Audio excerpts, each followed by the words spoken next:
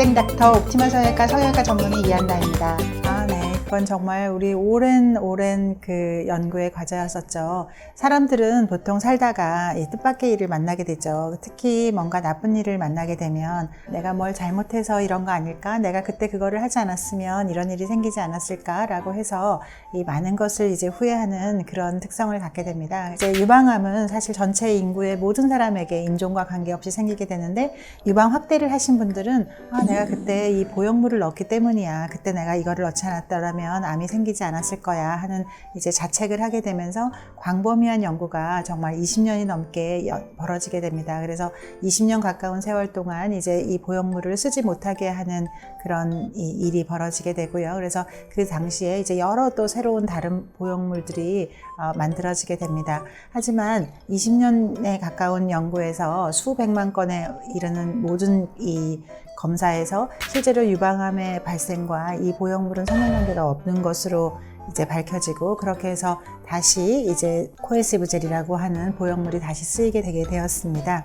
그리고 아이러니하게도 결론적으로는 오히려 이 코에시브 젤이 기존의 다른 것들에 비해서 오히려 더 안전했었는데, 그걸 모르고 이것을 금지하는 바람에 뜻밖의 콩기름이라든지 폴리우레탄이라든지 너무 뜻밖의 다른 재료들이 널리 FDA 승인을 받지 않은 상태에서 쓰이면서 훨씬 더 심각하고 심지어는 끔찍한 이제 재앙을 맞게 되어서 FDA에서 굉장히 이제 무언가를 금지하거나 하는 것에 많은 신중을 기하게 된 그런 계기가 되기도 합니다. 그래서 지금 현재로서 다시 이제 FDA 승인을 받고 있는 이 스무스 보형물 같은 경우에는 유방암에 발생하고는 관계가 없는 것으로 되어 있고, 하지만 최근에 문제가 됐던 것은 이 텍스처 보형물이라고 해서 이 겉의 표면을 이렇게 벨크로처럼 이렇게 유착이 잘 되게끔 하면 보형물이 이탈도 되지 않고 좋지 않을까 해서 정말로 우리 사람이 만든 가장 좋은 보형물로 널리 쓰였습니다. 그래서 이제 꿈의 보형물로,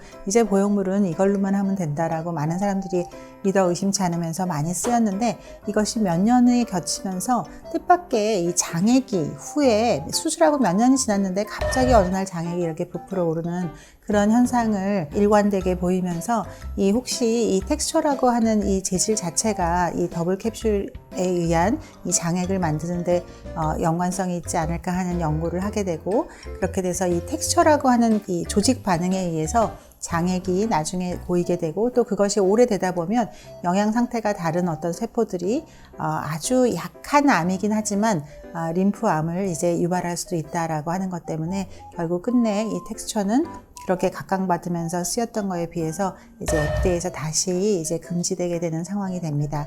그래서 지금 현재 쓰고 있는 스무스 보형물 같은 경우에는 이미 사용된 지 40년 이상 오랫동안 검증된 것이고, 그래서 이거 자체는 유방암의 발생하고는 관계없는 것으로 오랜 검사에서 증명된 바 있습니다.